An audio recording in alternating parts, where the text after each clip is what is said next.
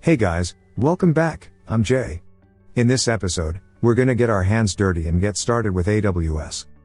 We're gonna register a free tier AWS account with the basic support plan, and set up basic security for the root user, such as multi-factor authentication or MFA, and enforce strong passwords. We're gonna create an IAM user and assign appropriate permissions. Finally, we're gonna set up a billing alarm for your AWS usage. To set up the MFA for your AWS account, you need to download the Google Authenticator or Microsoft Authenticator app. Okay, we're on the aws.amazon.com website right now. The first thing we're gonna do is to create a free tier account. So let's hit the create button here. It'll take you to the sign up page and ask you to enter the email, password, and account name of the root account. The account name should be something meaningful. Once you've completed, hit the continue button. You can sign up as a personal account, or as a professional account if you have a business. You need to enter the company name and detail for the professional account. Once you've completed, hit create account and continue button. AWS uses credit card information to verify your identity and charge you if you exceed the free tier usage limits. You won't be charged if you're under the free limits. You also need to verify the phone number and identity before you can continue. After the verification, you can choose one of 4 AWS support plans. The basic plan is within the free tier. The developer plan will cost you a minimum of $29 per month. The business plan will cost you a minimum of $100 per month. The enterprise plan will cost you a minimum of $15,000 per month. Each plan comes with a different level of support. For now, let's choose the basic support plan. Congratulations guys! We've just successfully signed up a new AWS account. Now, let's sign into the AWS Console and take a look. When you sign into AWS Console for the first time, you need to use the root user email address. The root user was created when we create the AWS account. There is only one root user in each AWS account. It's the super user with the highest privilege. AWS recommends always using IAM users for operations and development. We will talk about it in a minute. Because we haven't created an IAM user yet, let's use the root user for now. Go ahead and click the next button. We've signed into the AWS console. Let's have a look around. The first thing I want to show you is the account settings.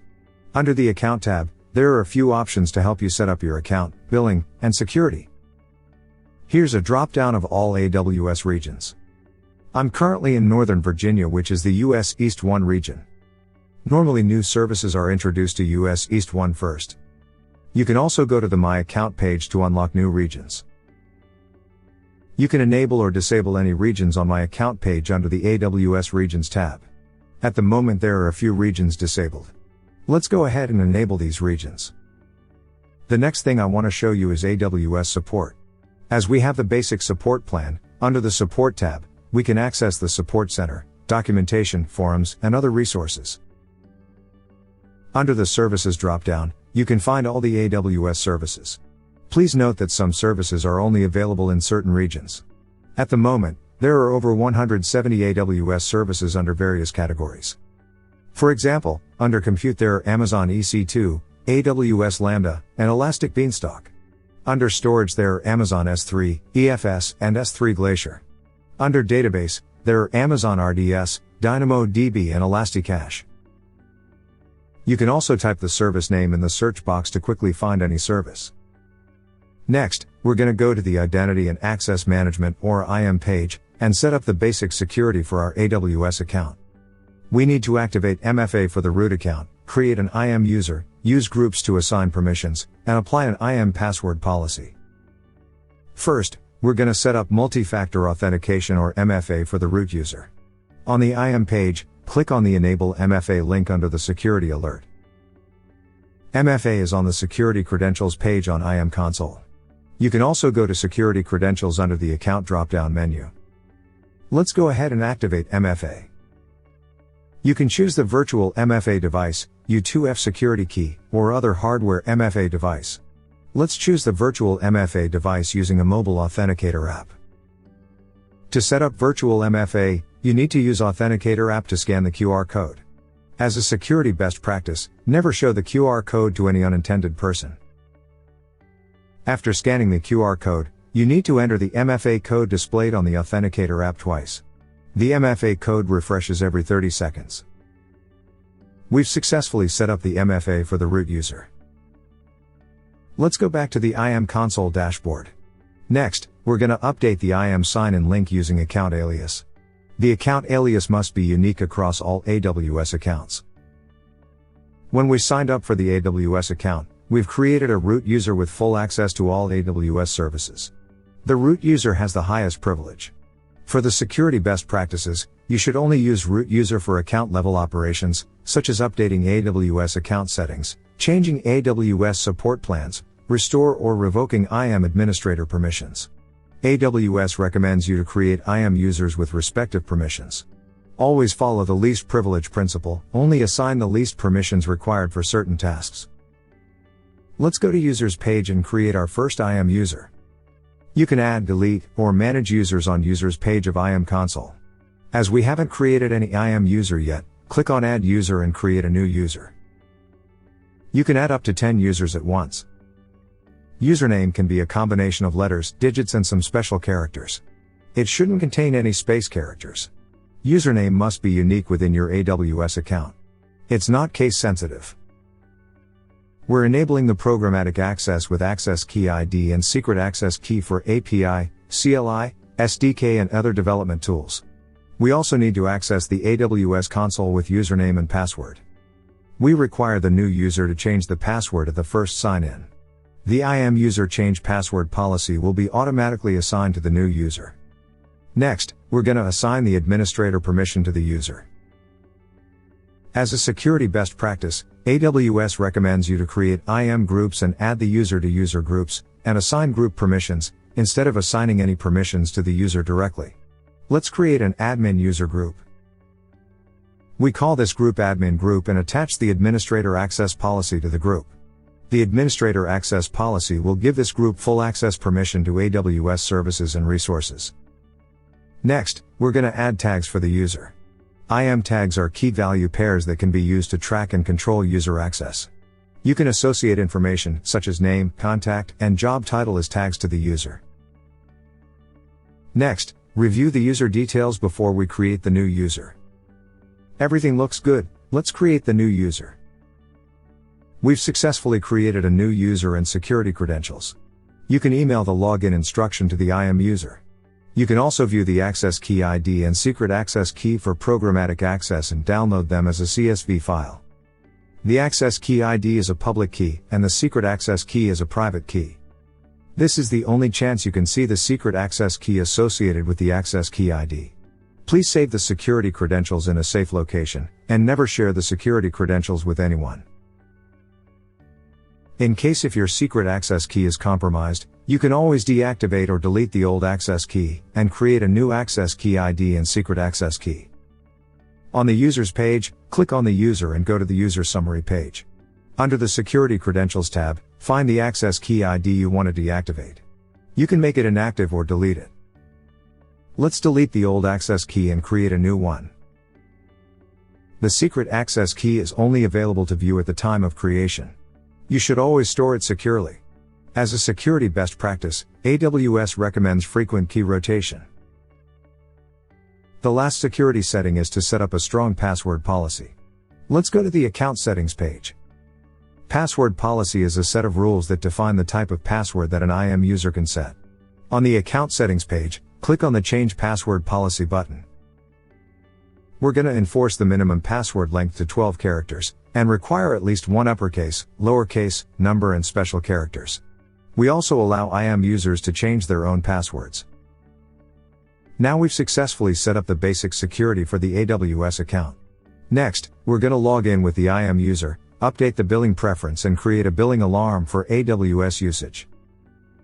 There is one more step you need to do, before updating the billing preference with the IAM user. On my account page, under the IAM user and role access to billing information tab, check Activate IAM access and click the Update button. Now we can access the billing information with IAM users. Let's log out the root user and log in with the IAM user that we've just created. We need to enter the account ID or alias.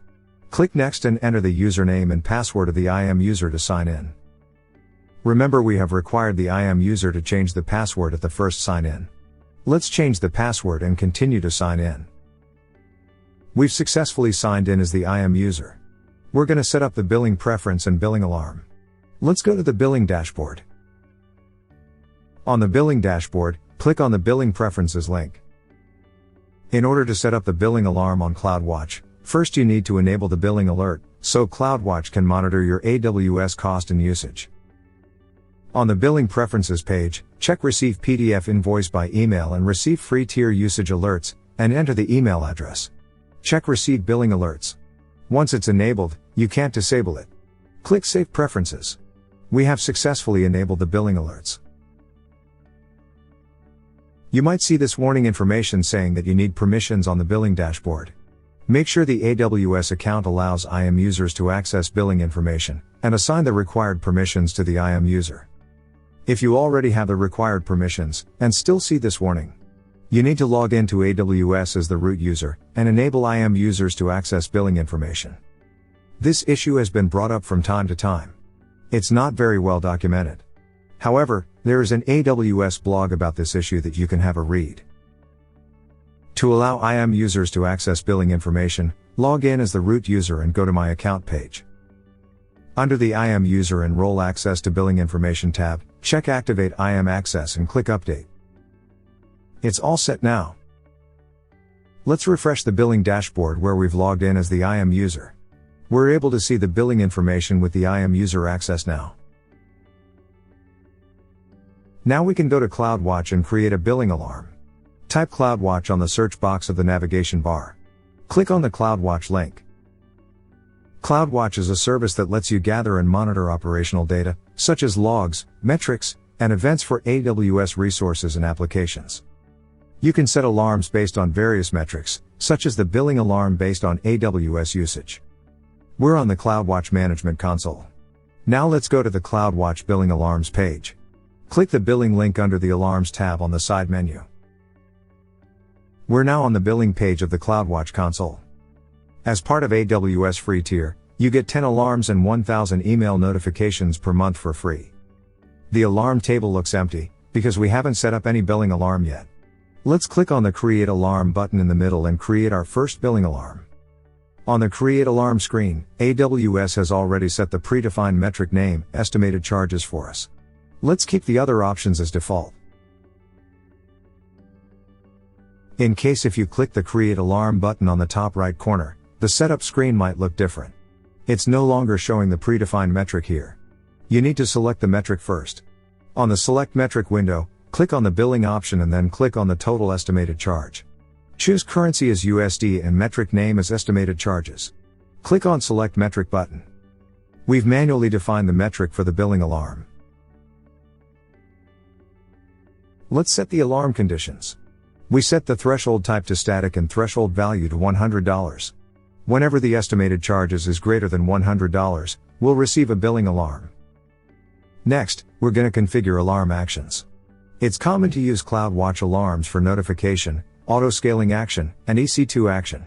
We only need the notification for the billing alarm. There are 3 alarm states to trigger the alarm notification. They are in alarm state, OK state, and insufficient data. Choose the in alarm option for the alarm state trigger.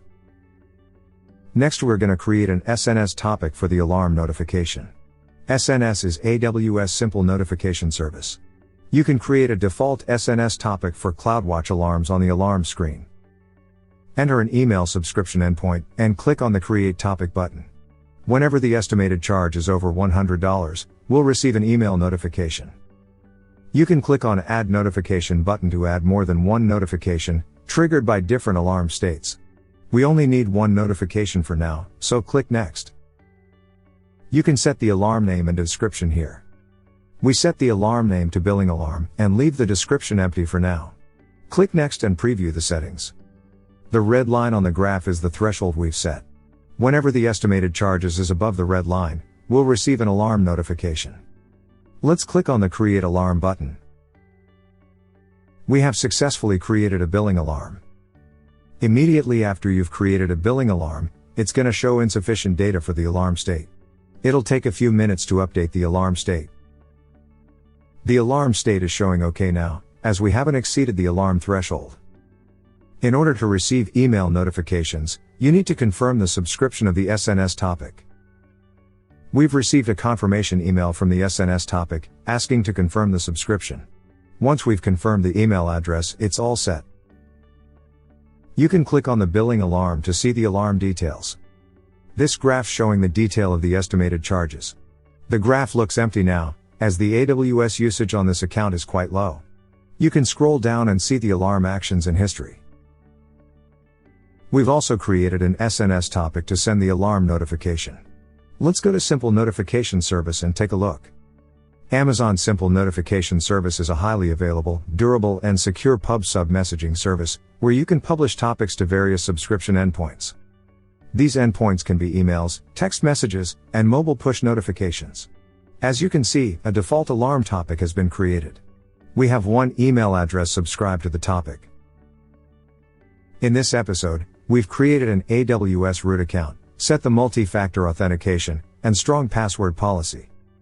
We've created an IAM user and admin group, and attached the administrator access policy to the group. We've logged in as IAM user and created the billing alarm with CloudWatch, and created an SNS topic for alarm notifications. Okay, that's all for the AWS Intro Lab. Thanks for watching and see you in the next episode.